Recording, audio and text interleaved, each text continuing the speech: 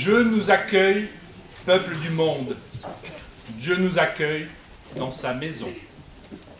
Après ce chant, qui résonne particulièrement ici, aujourd'hui, l'équipe envoyée en mission pour conduire ce projet de révélation de Saint-Pédis est très très heureuse de voir aujourd'hui la communauté, les communautés, ici rassemblées pour cette bénédiction. Le parti pris architectural s'est décliné en 4 éléments essentiels. Révéler la charpente pour offrir ce volume généreux et lumineux à la chapelle. Créer 4 percements verticaux qui symbolisent en fait les peuples qui sont protégés par la Vierge Marie. Le toit étant ici comme un abri et un refuge rassurant. Le deuxième élément, c'était apporter de la gaieté à la maison paroissiale.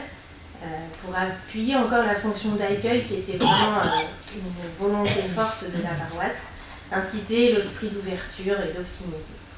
Ensuite, modifier la position de l'entrée a été un élément fort pour qu'on puisse avoir un cheminement sur le côté et avoir un parvis convivial tourné vers l'espace vert et pas engoncé au bord de la route. Ainsi, la façade se trouve plus épurée et le clocher est mis en valeur. Le dernier point, c'était déplacer le parking pour reconnecter l'église dans son environnement et lui redonner une place centrale dans le quartier.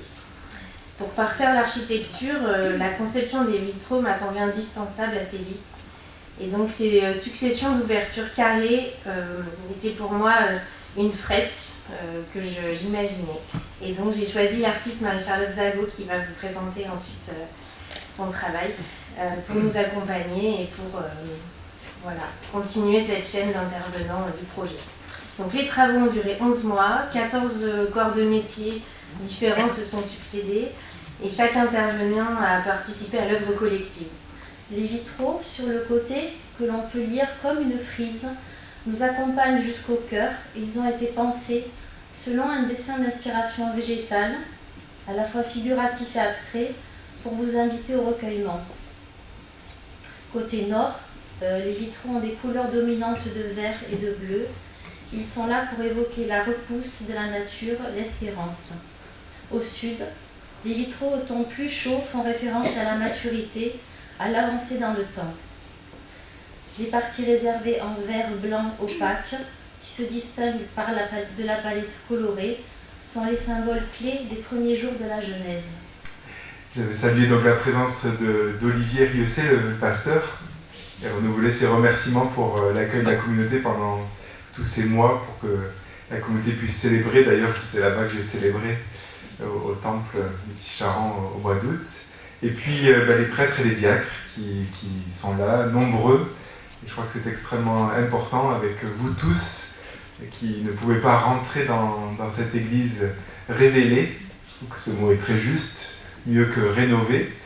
Pour dire vraiment, c'est le Seigneur qui nous permet de maintenant accueillir ce lieu qui est sa maison, parce que nous sommes, son corps, et nous sommes, nous, la demeure de Dieu ici, au milieu de tous ces peuples.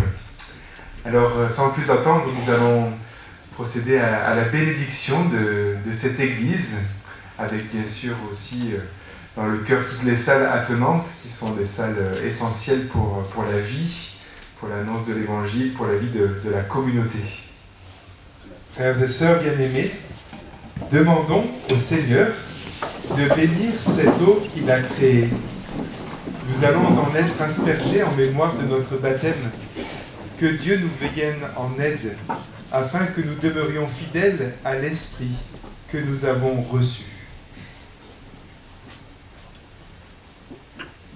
Dieu éternel et tout-puissant, tu as voulu que l'eau, source de vie et principe de pureté, lave aussi nos âmes et nous apporte le don de la vie éternelle.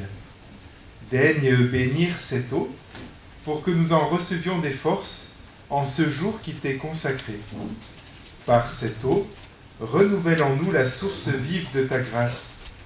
Défends-nous contre tout mal de l'esprit et du corps. Nous pourrons alors nous approcher de toi avec un cœur pur et accueillir pleinement le salut que tu nous donnes par le Christ notre Seigneur.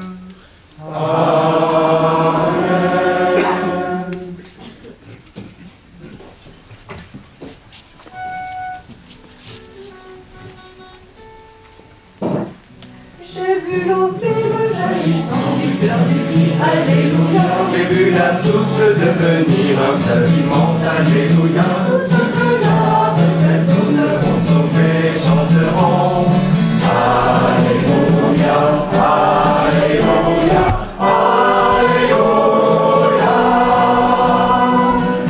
J'ai vu le temple désormais sortir à nous, alléluia. J'ai vu le Verbe nous donner la paix de Dieu, alléluia. Tous ceux qui croient en son nom seront sauvés, chanteront, alléluia, alléluia, alléluia. Quiconque a soif du Dieu vivant, qui vienne à moi, alléluia.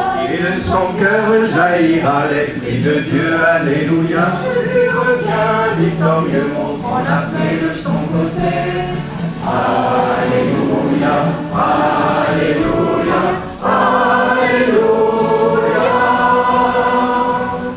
Viens vous bénir. Viens nous bénir, Voilà. les enfants. Toute la salle.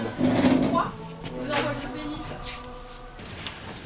Chers amis, frères et sœurs, quelle joie d'être avec vous, d'être au milieu de vous pour entrer dans cette nouvelle année et dans le temps de l'Avent.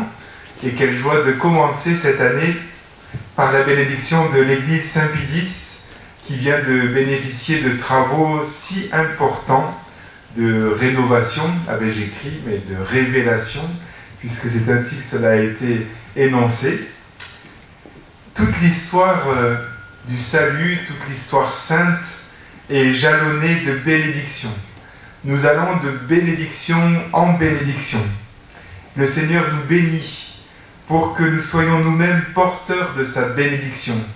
Et plus encore, que nous soyons nous-mêmes une bénédiction pour nos sœurs, pour nos frères, pour tous les peuples.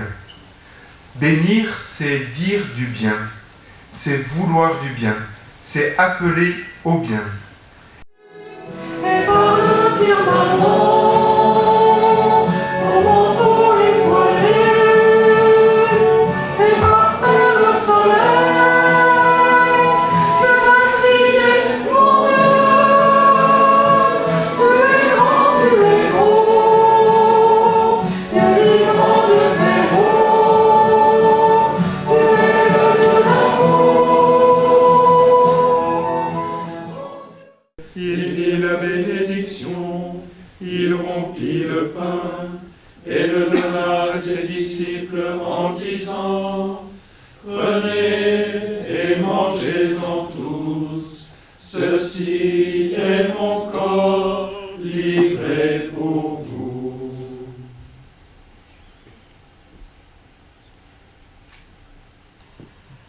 Que l'Esprit Saint fasse de nous une éternelle offrande à ta gloire, pour que nous obtenions un jour l'héritage promis avec tes élus, en premier lieu la bienheureuse Vierge Marie, Mère de Dieu, avec Saint Joseph son époux, les bienheureux apôtres, les glorieux martyrs, Saint Pédis et tous les saints, qui ne cessent d'intercéder auprès de toi et nous assurent de ton secours.